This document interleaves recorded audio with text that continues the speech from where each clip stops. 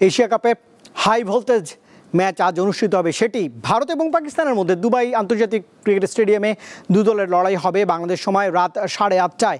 ফর্মের তুঙ্গে থাকলেও বর্তমানে পাকিস্তান দলটাকে বেশ সমীহ করছে টিম ইন্ডিয়া।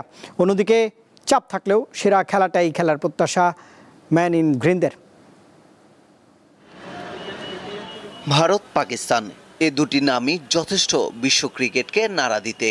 নানা গুঞ্জন আর অনিশ্চয়তা শেষে এবার এশিয়া কাপে মুখোমুখি হচ্ছে দুই চিরপ্রতিদ্বন্দ্বী। দুবাই ইন্টারন্যাশনাল স্টেডিয়ামে লড়াই শুরুর আগেই সাবেক ক্রিকেটার কিংবা সমর্থক সবার মধ্যে উত্তেজনাও তুঙ্গে। ওয়ালটন এখন দেশের সীমানা পেরিয়ে পৌঁছে গিয়েছে 50টিরও বেশি দেশে। ওয়ালটন, ঘরে ঘরে বিশ্বজুড়ে। এশিয়া কাপের মঞ্চে এ পর্যন্ত বেশ কয়েকবারই হাই ভোল্টেজ ম্যাচ উপহার দিয়েছে দু দল। এই টুর্নামেন্টে দুবাইয়ের মাঠে সর্বশেষ লড়াই হয় 2022 সালে। সেই আসরে সুপার ফোরে ভারতকে হারিয়ে ফাইনালের পথ সহজ করেছিল পাকিস্তান। আবারও সেই একই মাঠে নতুন ইতিহাস রচনা করতে যাচ্ছে দু দল।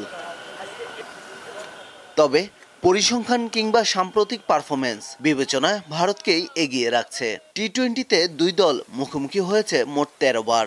ভারত জিতেছে 10টিতে, পাকিস্তানের নামের পাশে জয় মাত্র 3টি। ভিন্ন ফরম্যাট হলেও কদিন আগে এই মাঠ থেকে পাওয়া চ্যাম্পিয়ন্স ট্রফির শিরোপা টিম ইন্ডিয়াকে যোগাবে বাড়তি আত্মবিশ্বাস। আমার মনে হয় টি-20 ক্রিকেটে পাকিস্তান এখন পরিণত হয়েছে। আগের বারের চেয়ে এই ম্যাচের চ্যালেঞ্জটা একটু আলাদাই হবে। আমাদের সাবধান থাকতে হবে, তবে আমরা কিভাবে খেলবো সেটা গুরুত্বপূর্ণ। অন্যদিকে এশিয়া কাপে নিজেদের প্রথম ম্যাচে পাকিস্তানও পেয়েছে 93 রানের বড় জয়। এই আসরে সেরা দুই সিনিয়র ক্রিকেটার বাবর আজম ও রিজওয়ানকে ছাড়াই লড়ছে তারা। গত 3-4 মাস ধরে টিম ম্যানেজমেন্টের পক্ষ থেকে বার্তা এসেছে অতীত থেকে শিক্ষা নিয়ে সামনে এগিয়ে যাওয়া। ভবিষ্যতে কি হবে সেটা না ভেবে ম্যাচ বাই ম্যাচ ফোকাস করা। আমরা সেটাই করছি। এই ম্যাচ চ্যালেঞ্জিং, আমরাও সেভাবে প্রস্তুত। দুবাইয়ের এই ভেন্যু দুই দলের কাছেই চ্যালেঞ্জিং।